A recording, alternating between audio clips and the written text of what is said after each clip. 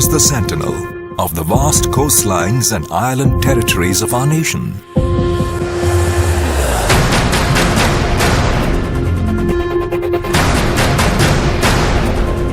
Who ensures that our trade at sea flows unhindered?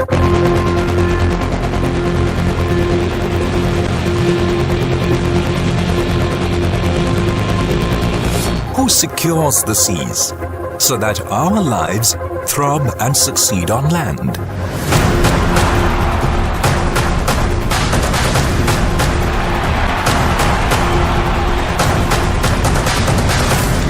Who renders help at sea when nature unleashes its fury? Who watches over the deep blue to ensure a peaceful sleep for 1.25 billion Indians?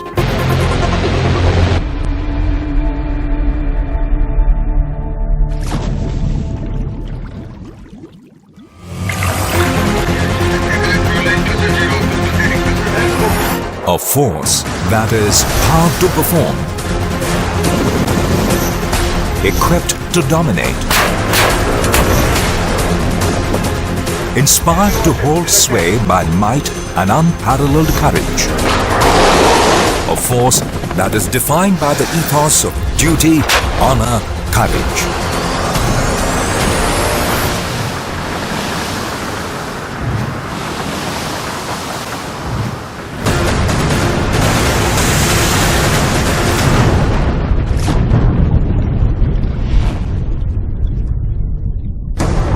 The Indian Navy is a mighty manifestation of India's maritime power.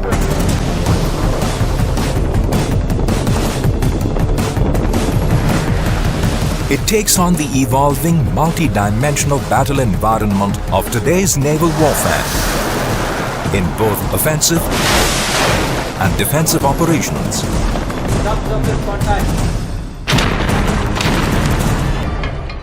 Any ocean, including the Indian Ocean, is a huge ocean, and no maritime force or navy on its own can monitor the entire ocean or the global commons. Taking into account the situation in the northern Indian Ocean, especially in the Arabian Sea, it is very important that we build cooperative relationships with like-minded nations and navies to be able to have maritime domain awareness of the global commons. And herein collaborative relationships between navies and nations matter, so that we can provide safe and secure sea lines of communications to all seafarers. The Indian Navy confronts a number of non-traditional maritime threats like terrorism, piracy, organized crime, as also climate change and natural disasters. Post 26/11 Mumbai terror attack, the Navy was given the overall responsibility of maritime security, which included coastal security. We have made new standard operating procedures. The maritime police has been strengthened. We regularly exercise with all the agencies along with the Coast Guard. Along with Coast Guard, the Navy has visited each and every fishing village on our coast, talked to the fishermen and made them as part of our coastal security construct, and they act as our eyes and ears. And we are better prepared now. As far as the larger issue of maritime security, we have a ship on permanent deployment since October 2008 in the Gulf of Aden. We also now have a ship on deployment in the Andaman Sea and the Malacca Straits, and in the northern Arabian Sea and the northern part of the Bay of Bengal. So with these new deployments and the new processes put in place, I think our maritime zones are much more secure. The Navy's growing capabilities and enhanced operational footprint has allowed it to be the first responder in the event of a disaster in the region. and provide much-needed succor to the affected populace. The Indian Navy's ability to mobilize rapidly in calamities and conflict situations doesn't just bring hope and ensure relief for our people. It lifts the spirit of the nation and wins the world's trust.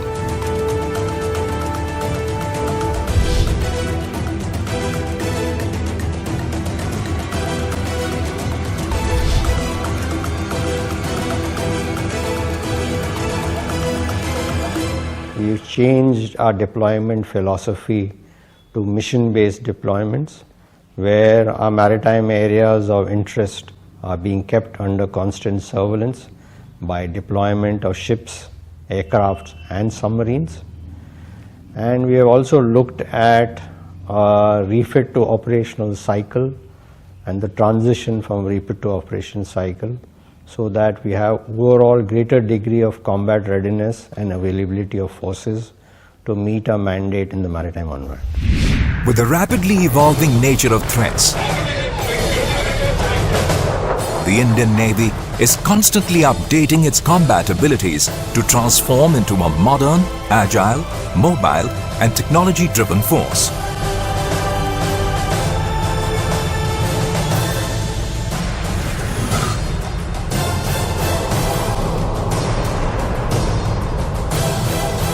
From concept to combat, the Indian Navy is steeped in the spirit of Make in India.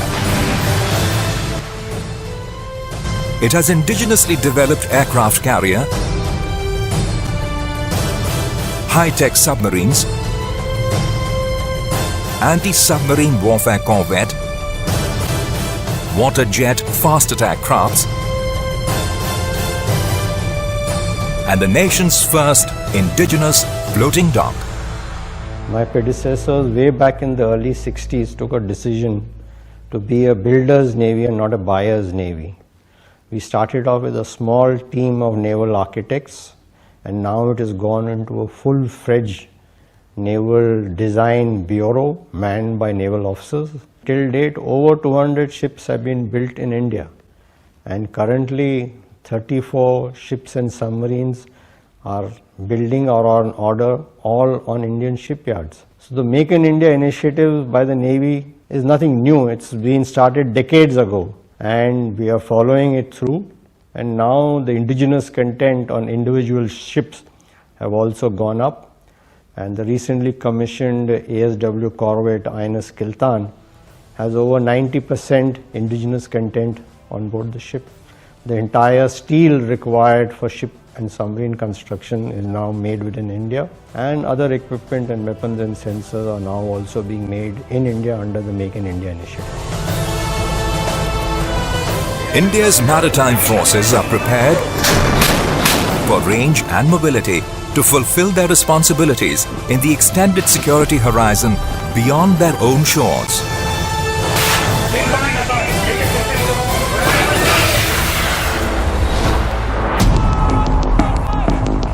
To tackle the full spectrum of challenges, from terrorism to strategic, in a technology-driven environment, the naval officers are trained in the Indian Naval Academy.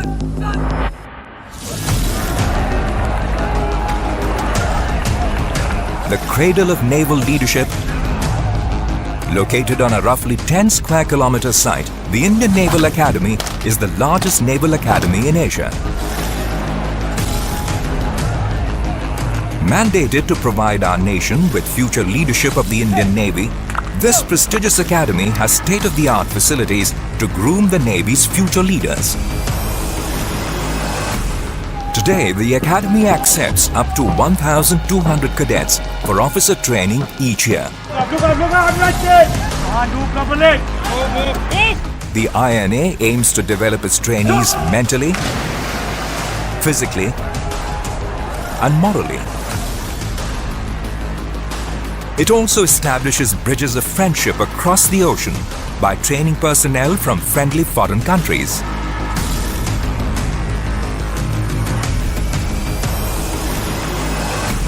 Our brave seamen are trained at Chilka, the boot camp institution that imparts ad initio training to all greenhorns.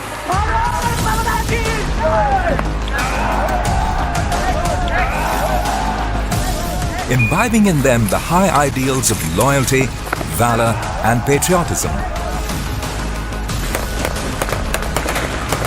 Each year, the institution transforms around 5,000 raw recruits into sea warriors. Our Marine Commandos, the globally appreciated and respected Marcos, are primarily trained at the Indian naval ship INS Abhimanyu, the home base of this elite special operations unit of the Indian Navy. Considered among the finest special forces in the world, the Marcos stand true to their motto, the few, the fearless. They are competent and are trained and equipped to operate in all three mediums: sea, air, and land. It's a regimen that provokes them to venture beyond the ordinary, test the limits of their endurance, and helps them develop nerves of steel.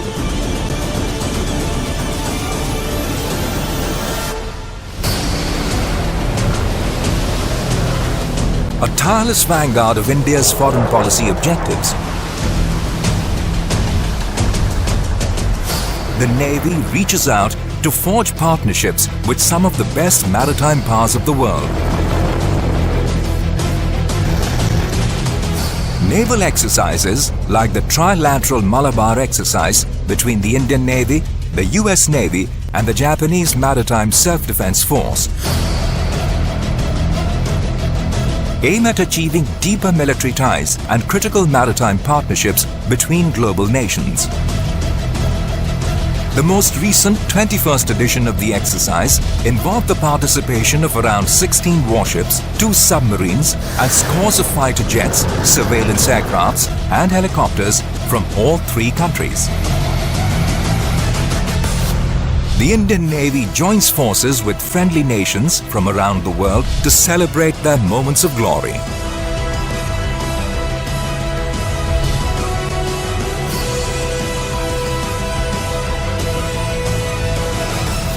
India is a maritime nation. The oldest dry dock in the world is in India. The oldest navigation chart was produced in India. In the middle, we forgot the importance of the seas. There has been a revival in India on the importance of the ocean and India's fundamental dependence on the ocean for economic growth and sustenance. So we are a maritime nation. This has finally been realized. There is a focus on this through Sagar, which of the Honorable Prime Minister of Security and Growth for All, and the Sagarmala project, which is looking at port and other infrastructure.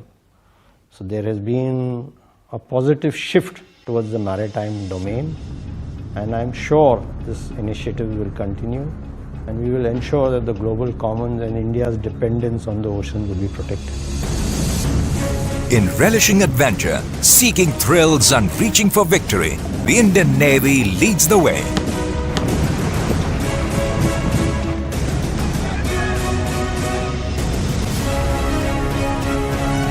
On the 10th of September 2017,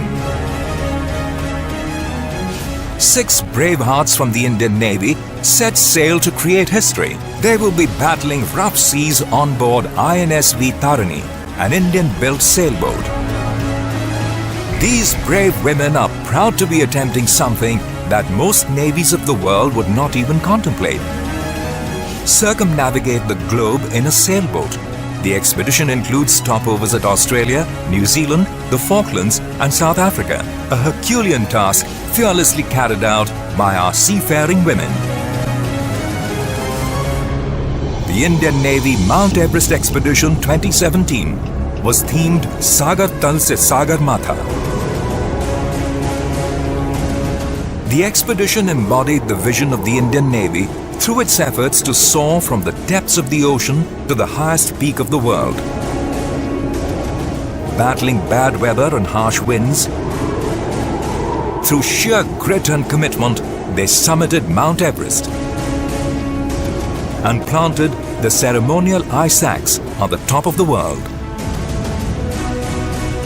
The participation of naval personnel at national and international sporting events has also brought laurels and has been vital for developing leadership skills and esprit de corps.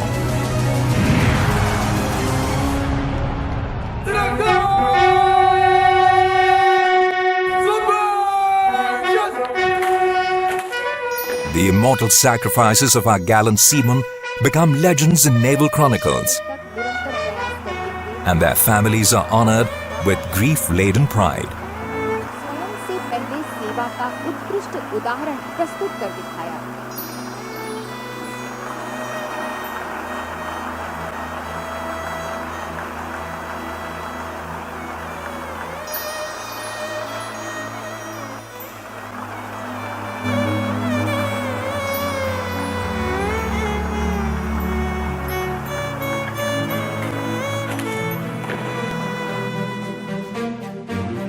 While the men stay away and awake, safeguarding our national integrity, their families remain a priority for the Navy.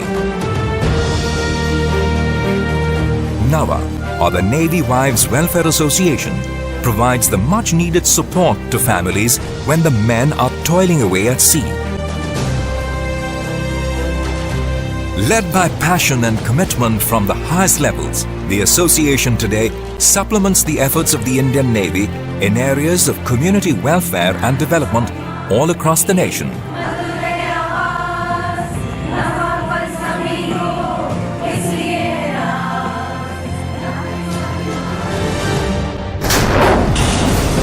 At all times, steady on course to build all-round deterrence against any maritime threat, to decisively win in case of war, and to shape the global maritime environment in favor of our nation. Navy is a multi-dimensional force. We have the ability to operate in the air, on the surface and below water. We are a networked force and we are proceeding towards cooperative engagement capability. And in the year to come, overall the Navy's combat effectiveness will be much more.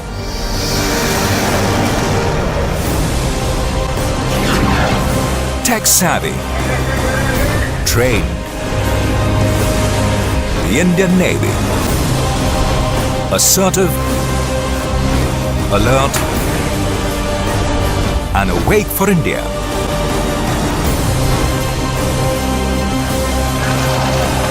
Combat ready to deter and defeat any misadventure. Whatever it takes and wherever it takes them.